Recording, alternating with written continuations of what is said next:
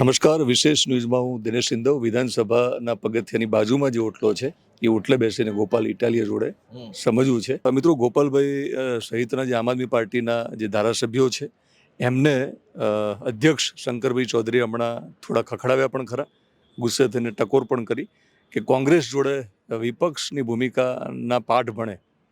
એટલે શરૂ કર્યું ટ્યુશન. અમારે કોંગ્રેસ પાસે શીખવાનું. ના ના, હું ક્યાં કહું છું, શંકરભાઈએ તમારું કાલ ધ્યાન દોર્યું છે. તમે વિધાનસભામાં એવું કહેતા હતા કે તમે હજુ નવા છો, આ બધા સિનિયર છે, તો એ સિનિયર તરીકે તમારું ધ્યાન દોર્યું તો એટલે ચાલુ કર્યું એટલે ટ્યુશન. પરીક્ષામાં નપાસ કેમ થવું એ નપાસ વિદ્યાર્થી પાસેથી શીખવાનું કે પરીક્ષામાં પાસ કેમ થવું એ પાસ થયેલા વિદ્યાર્થી પાસે શીખવાનું? તમે કહો શું કરવું જોઈએ? તો ગુજરાતમાં પાસ તો ભાજપ થઈ જાય, ભાજપમાંથી શું શીખશો? ચલો પેલો એ સવાલ કરીએ. ભાજપ પાસેથી શીખવા જેવું આમ તો શું છે કે જે સારું છે એ શીખવા જેવું નથી. એની પાસે જૂઠું બોલવાની કળા બહુ છે. એ જૂઠના દમ પર જીતે છે, પણ હવે જૂઠું બોલવાનું શીખાય નહીં. બરાબર છે. બીજું કે તાનાશાહી એની પાસે કળા છે, એની પોતાની કળા છે. એ તાનાશાહીના દમ પર ગુજરાતમાં એની સરકાર છે, પણ અમારે એવું શીખવું ને એટલે એની પાસે જે શીખવા જેવું છે એ અમારે શીખવું નથી. પણ એ જીતે છે તો તમે કીધું ને કે જીતે એની જોડે કંઈક શીખાય, તો બીજું કંઈ શીખવા જેવું નથી. પણ શીખવા જેવું છે એ શીખવું નથી. એની પાસે તાનાશાહી છે, ભ્રષ્ટાચાર છે, એની પાસે જૂઠું બોલવાની આવડત છે, ને એ બધી આવડતથી એ જીતે છે. તો હારેલા કોંગ્રેસ જોડેથી શું નથી શીખવું? હારવાનું તો શીખાય જ નહીં. એ હારતા આવે છે ને હારતા રહેવાના છે. હવે એની પાસે હારવાનું શીખવાનું કેમ હાર્યા એમ કે હાર્યા તો હાર્યા, એમાં શીખવાનું હોય. તમને શું લાગે કેમ ટકોર કરીએ છીએ? કારણ કે બહુ ગુસ્સે હતા, મેં પહેલી વાર જોયા. તમે હતા અંદર અંદર બેઠા હતા? હું મીડિયા રૂમમાં હતો, મીડિયા રૂમમાં તમે જોયું? અચ્છા. હવે એમાં શું થયું હતું અંદર? અંદર અમે વિધાનસભા લાઈવ કરો ને એનો સૂત્રોચ્ચાર કર્યો. યુટ્યુબ ઉપર લાઈવ કરો? હા, તો દેશની સુપ્રીમ કોર્ટ લાઈવ આવે છે, દરેક રાજ્યની હાઈકોર્ટ લાઈવ આવે છે, ગુજરાત રાજ્યની જિલ્લાની અદાલતો લાઈવ આવે છે, લોકસભા લાઈવ છે, રાજ્યસભા લાઈવ છે. તો પછી ગુજરાતની વિધાનસભા લાઈવ આવે એમાં શું વાંધો છે? વાંધો શું આવવી જ જોઈએ ને લાઈવ. તો મેં એટલી જ રજૂઆત કરી કે ભાઈ લાઈવ આવવા દો. લોકસભા લાઈવ આવે. દેશને લગતા સૌથી મહત્વના પ્રશ્નો હોય, દેશની સેનાને લગતા, યુદ્ધને લગતા, વિદેશ નીતિને લગતા, દેશના સૌથી મહત્વના પ્રશ્નો લોકસભાના માધ્યમથી લાઈવ આવે છે. દેશના સૌથી મહત્વના પ્રશ્નો જે સુપ્રીમ કોર્ટ સુધી પહોંચ્યા હોય એ લાઈવ આવે છે. હવે દેશના મુદ્દા લાઈવ આવતા હોય તો રાજ્યના મુદ્દા લાઈવ આપવામાં શું વાંધો છે? એવી અમે રજૂઆત કરી. એ રજૂઆતથી માનનીય અધ્યક્ષ સાહેબ નારાજ થયા. એમણે કીધું કે વિરોધ કરતા કોંગ્રેસ પાસેથી શીખો. આમ ન હોય વિરોધ. ગઈકાલે તમને જ્યારે અંદર ગૃહમાં અધ્યક્ષે તમને ટકોર કરીને તમને કહ્યું કે કોંગ્રેસ જોડેથી શીખો વિરોધ કરતા. અમારે માન્ય અધ્યક્ષશ્રીએ ગઈકાલે અમારો અધિકાર છે કે ભાઈ વિધાનસભા લાઈવ થવી જોઈએ, યુટ્યુબમાં લાઈવ થવી જોઈએ. અમારે રજૂઆત હતી ને અમારો અધિકાર છે. અમે પત્ર મેં પણ લખ્યા છે, ગોપાલભાઈ પણ લખ્યા છે, ને અધ્યક્ષશ્રીએ અમને જવાબ નથી આપ્યા. તો અમે ગૃહમાં એની રજૂઆત કરીને એમણે અમને કીધું કે તમે કોંગ્રેસના વિપક્ષ કોંગ્રેસ છે એમની પરથી શીખો. કોંગ્રેસ તો જેટલા પણ લોકો છે એમની સાથે સંકલન કરીને જ વિધાનસભામાં બેસતા હોય છે. એમના પ્રશ્નોના એ પ્રકારે આજે પણ ટાઈમ પાસ થાય છે એમ કરીને ગોપાલભાઈ પણ આજે અવાજ ઉઠાવ્યો હતો. ત્યારે માન્ય અધ્યક્ષશ્રીએ જે પણ ટકોર કરી છે, અમારે કોઈ કોંગ્રેસ પરથી સલાહ લેવી પડે એવી પરિસ્થિતિ આજે નથી. આમ આદમી પાર્ટી આજે ગુજરાતમાં ખૂબ સારી રીતે વિપક્ષની ભૂમિકામાં છે અને અમે ખૂબ સારી રીતે આગળ વધી રહ્યા છે. આવનારી તાલુકા જિલ્લા પંચાયતો હશે કે આવનારી વિધાનસભા હશે, આમ આદમી પાર્ટી પૂરા ગુજરાતમાં એક મજબૂત પાર્ટી તરીકે આગળ આવવાની છે. વિધાનસભાના પગથિયે ઊભો છું અને આ મંદિર છે, ગુજરાતનું મંદિર છે, અને અહીંયાથી જે નિર્ણયો લેવાય, અહીંયા જે કંઈ કાયદાઓ આવે ને કાયદામાં જે કંઈ અપેક્ષાઓ હોય વિપક્ષની એ પણ રજૂ કરવામાં આવે કે શું થવું જોઈએ.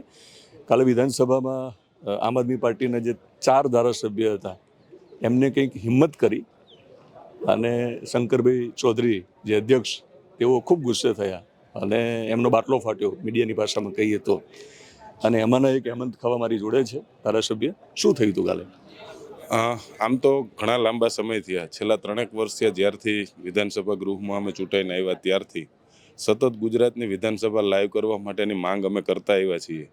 પરંતુ હજુ સુધી આ અંગે કંઈ યોગ્ય નિષ્કર્ષ ન આવતા અંતે કાલે ના છૂટકે વિધાનસભામાં અમે પ્લે કાર્ડ સાથે ગુજરાતની વિધાનસભા લાઈવ કરવામાં આવે. કારણ કે ગુજરાતની જનતાને જાણવાનો પૂરેપૂરો અધિકાર છે કે તેણે જેને મત આપી ચૂંટી અને જેમના પ્રતિનિધિ તરીકે જેમને વિધાનસભામાં મોકલા છે એ લોકો ગુજરાતના હિત માટે, એમના વિસ્તારના હિત માટે શું કામ કરી રહ્યા છે, એમની આવડત શું છે, આ બધી બાબતો ગુજરાતની જનતા જાણી શકે એના માટે વિધાનસભા લાઈવ કરવી ખૂબ જરૂરી છે. સરકારના પોપેટ જેવા મંત્રીઓ જ્યારે જવાબ પણ પૂરતા આપી શકતા નથી ત્યારે એની અણઆવડત છુપાવવા માટે ક્યાંક ને ક્યાંક સરકાર દ્વારા આ લાઈવ બંધ કરવામાં આવ્યું હતું. રાજ્યસભા હોય, લોકસભા હોય, હાઈકોર્ટ હોય, સુપ્રીમ કોર્ટ હોય કે અન્ય રાજ્યની વિધાનસભા હોય, ઇવન બિહાર જેવા પછાત રાજ્યની વિધાનસભા પણ લાઈવ થતી હોય ત્યારે આપણે 21મી સદીમાં ડિજિટલ યુગની વાતો કરતા હોય અને ગુજરાતની વિધાનસભા લાઈવ ના થાય એ બધા માટે ખૂબ દુઃખદ બાબત છે. એટલે આ અતિ ગંભીર મુદ્દે અમે પ્લે કાર્ડ સાથે જ્યારે વિરોધ કર્યો ત્યારે આદરણીય અધ્યક્ષશ્રીએ આમ તો ખૂબ તેઓ સારી રીતે વિપક્ષનું પણ ધ્યાન રાખે છે, પરંતુ ખબર નહીં કાલે અચાનક જ એમણે ખૂબ ગુસ્સે થઈ અમને લોકોને એવું કીધું કે તમારે શીખવાની જરૂર છે. 100% એમનો અબાધિત અધિકાર છે. ખૂબ સિનિયર ધારાસભ્યશ્રી રહ્યા છે, મંત્રીશ્રી રહ્યા છે, અધ્યક્ષ તરીકે પણ ખૂબ સારી કામગીરી કરે છે. અમને શીખવાડે એ અમે શીખીએ છીએ, એમાં ના નહીં, પરંતુ એમણે જે ટકોર કરી કે કોંગ્રેસ પાસેથી શીખવાની છે. તો હું એવું માનું છું કે તો તમે કોંગ્રેસમાં જતા પહેલા તો અધ્યક્ષ સાચા છે કે ખોટા? કોંગ્રેસ જોડે કશું શીખવા જેવું ખરું તમારે? હાલના નેતાઓ પાસેથી ભૂતકાળમાં કોંગ્રેસના ઘણા આદરણીય નેતાઓ રહ્યા. મેં પાર્ટી છોડ્યા પછી ક્યારેય હું વ્યક્તિગત કોઈની પણ ટીકા ટિપ્પણીઓમાં ક્યારેય પડતો નથી. ત્યારે હું કોંગ્રેસ ઉપર બીજી જાજી કોઈ ટિપ્પણીઓ નહીં કરું, પણ ક્યાંક ને ક્યાંક મજબૂત વિપક્ષ તરીકે જે પ્રજાનો અવાજ વિધાનસભામાં ઉઠવો જોઈએ એ નથી ઉઠી શક્યો અને જેનો ભોગ આજે ગુજરાતની જનતા બની રહી છે.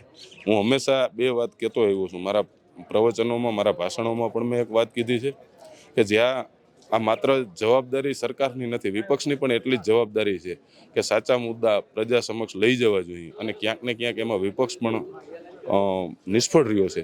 કારણ કે પાછલા 15 વર્ષોથી દિનેશભાઈ એક પણ વર્ગ ખુશ નથી નાના વેપારીઓ ખુશ, નથી ખેડૂતો ખુશ, નથી મહિલાઓ ખુશ કે નથી વિદ્યાર્થીઓ ખુશ.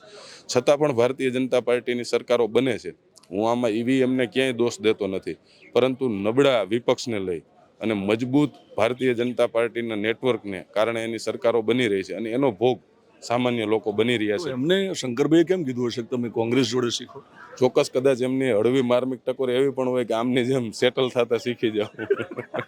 એટલે સેટલ થવાનું શીખવાડ્યું ન ખબર પડતા? મે બી એનું કહેવાનું રીઝન શું હોય એ તો એ જ બતાવી શકે, પરંતુ આદરણીય અધ્યક્ષ સેટલ થવું એટલે શું એ જરા ઓડિયન્સ મતલબ કે તમે માપે વિરોધ કરો, બહુ વિરોધ કરવાની જરૂર નથી, ખાલી વિધાનસભામાં બોલીને બેસી જાવ, આવું કંઈ શીખવાનું અમને કીધું હશે?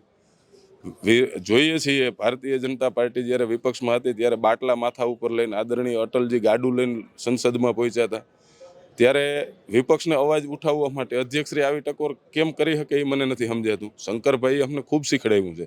અધ્યક્ષશ્રીએ છેલ્લા 3 વર્ષોથી આ સતત અમારા ઉપર એમનું માર્ગદર્શન રહ્યું છે. ક્યાંય પણ કોઈ પણ વિધાનિક બાબતમાં અમે ભૂલ કરીએ તો અમને હળવી ટકોર સાથે અમારી ભૂલ સુધારવાની તક પણ આપે છે, બોલવાની તક પણ આપે છે. પણ ખબર નહીં કાલે અચાનક શું થયું અને અમારા ઉપર ગુસ્સે થયા, પરંતુ વડીલ છે, એમનો હક પણ છે અને એક વાત અધ્યક્ષ તો છે અને એક વાત સાથે સહમત નથી કે કોંગ્રેસ પાસેથી શીખો, બાકી એમને બોલવાનો બધો અધિકાર છે. ઓકે, તો મિત્રો હા હતા હેમંત ખવા અને એમને જે કંઈ અત્યારે રાજનીતિ ચાલી રહી છે, રાજનીતિના ભાગરૂપે જ્યારે વિધાનસભામાં આવવાનું થાય છે ત્યારે પ્રજા માટે પણ પ્રશ્નો ઉઠાવ્યા છે અને ઘણી બધી વાતો હજુ સત્ર દરમિયાન આપણે એમની સાથે મળીએ ત્યારે કરવાના છે.